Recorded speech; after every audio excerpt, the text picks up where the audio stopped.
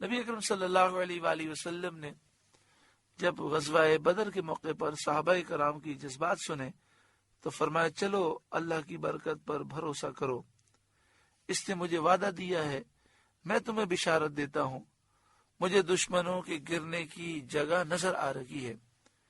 حضور صلی اللہ علیہ وآلہ وسلم نے کفار کے مرنے اور گرنے کی جگہ نام لے لے کر بتائی کہ فلاں کافر یہاں گرے گا، یہاں مرے گا، ایک ایک کی جگہ پر نشانات لگا دیے، اور یہ معجزہ دیکھا گیا کہ ان میں سے جو مر کر گرا اسی نشان پر گرا، اس سے وہ آگے پیچھے نہ ہوا۔ یجادلونک فی الحق، سچی بات میں آپ سے جھگڑتے تھے اور کہتے تھے کہ ہمیں لشکر قریش کا حال ہی معلوم نہ تھا، ہم ان سے مقابلہ کرنے کی تیاری سے چلے ہی نہیں ہیں۔ بعد ما تبین، بعد اس کے کہ ظاہر ہو چکی، یعنی یہ بات ظاہر ہو چکی کہ نبی اکرم صلی اللہ علیہ وآلہ وسلم جو کرتے ہیں اللہ کے حکم سے کرتے ہیں، اور آپ نے یہ اعلان فرما دیا غیبی مدد پہنچے گی۔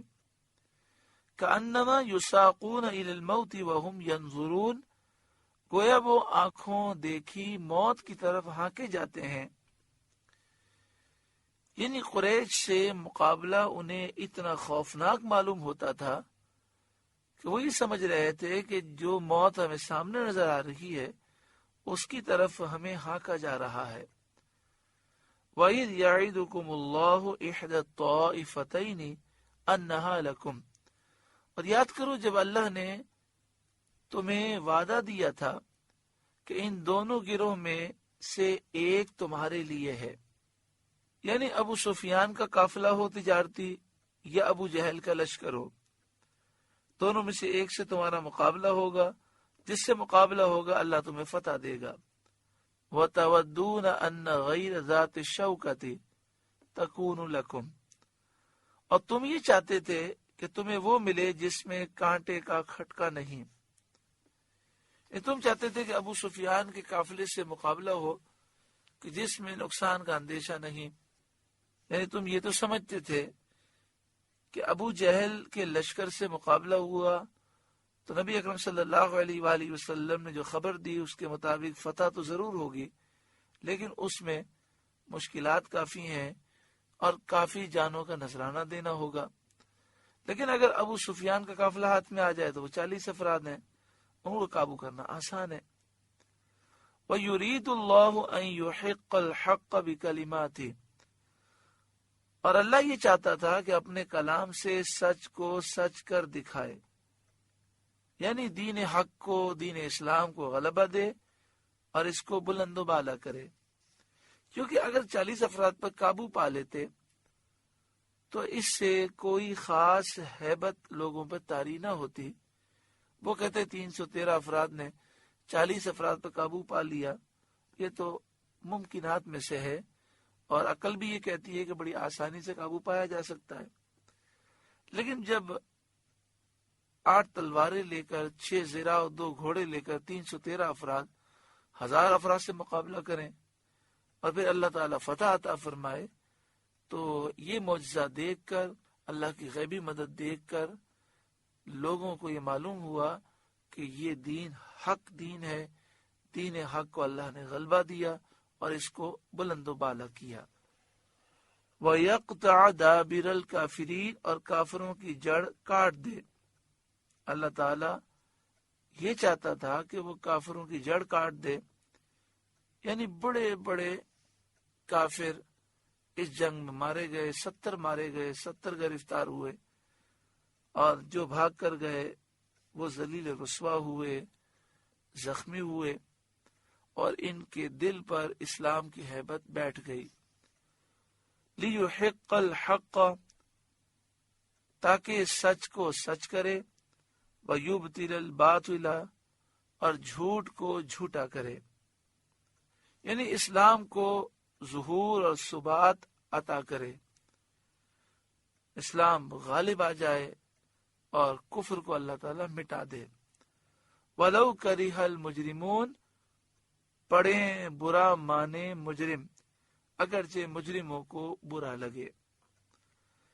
اذ تستغیثون ربکم، جب تم اپنے رب سے فریاد کرتے تھے، فاستجاب لکم، تو اس نے تمہاری سن لی، تمہاری دعا قبول کی۔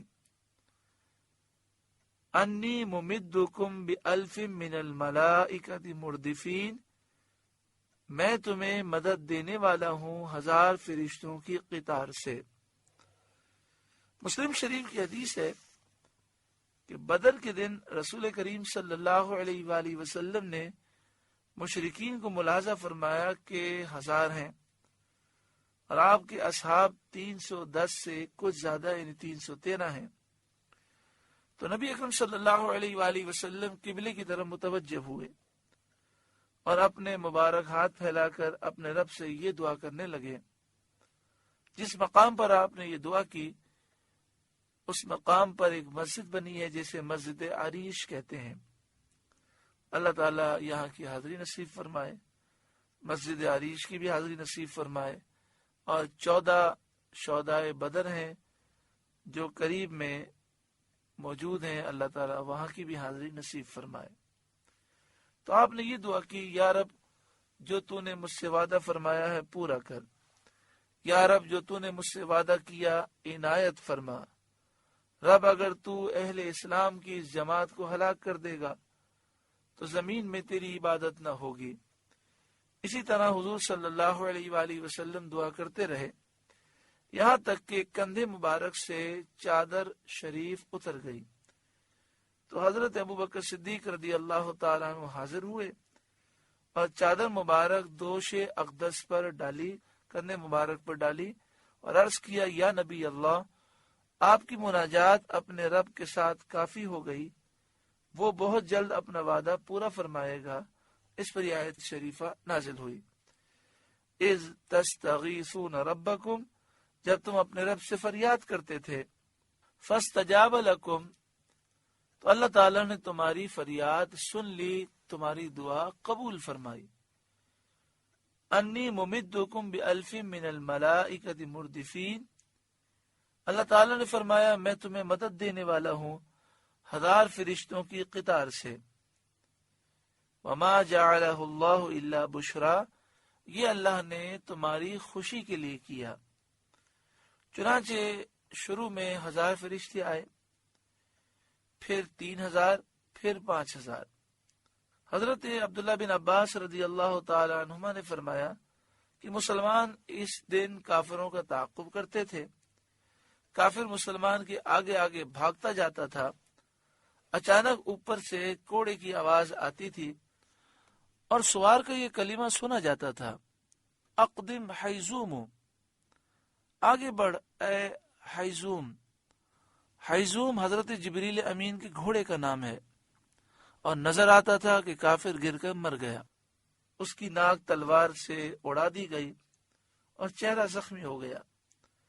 صحابہ نے سید عالم صلی اللہ علیہ وآلہ وسلم سے اپنے یہ معائنے بیان کیے تو حضور صلی اللہ علیہ وسلم نے فرمایا یہ تیسرے آسمان سے مدد آئی تھی۔ وما جعلہ اللہ الا بشرا، یہ تو اللہ تعالیٰ نے تمہاری خوشی کے لیے کیا۔ وَلِتَطْمَئِنَّ بِهِ قُلُوبُكُمْ، اور اس لیے کہ تمہارے دل چین پائیں۔ وَمَا النَّصْرُ إِلَّا مِنْ عِنْدِ اللَّهِ، اور مدد صرف اللہ کی طرف سے ہے۔ تو بندے کو چاہیے کہ اسی پر بھروسہ کرے، اپنی قوت، اپنی طاقت، اپنے زور، اپنے اسباب اور اپنی جماعت پر ناز نہ کرے۔ بڑا اہم نقطہ ہے، ہماری ناکامی کا ایک بہت بڑا سبب یہ ہے کہ ہم اپنی قوت پر، اپنی طاقت پر، اپنے زور پر، اپنے اسباب پر، اپنی جماعت، اپنے دوست احباب پر ناز کرتے ہیں اور ذلیل و رسوا ہو جاتے ہیں۔ انسان ہر حال میں اللہ کی ذات پر بھروسہ کرے، اللہ تعالیٰ ہمیں معاف فرمائے، عاجزی انکساری نصیب فرمائے۔ حقیقت یہی ہے کہ وہی ہوتا ہے جو ہمارا رب چاہتا ہے۔ کوئی کامیابی ملے تو توجہ اسی طرف ہو کہ اس نے فضل فرمایا، ورنہ ہم میں کیا ہے۔ ان اللہ عزیز حکیم، بے شک اللہ غالب حکمت والا ہے۔ سورہ انفال کا پہلا رکوع مکمل ہوا۔ اللہ تعالیٰ اس رکوع کی نصیحتوں پر ہمیں عمل کی توفیق عطا فرمائے۔ آپ سے گزارش ہے کہ قرآن کے اس پیغام کو آگے پہنچا کر ثواب جاریہ حاصل کریں۔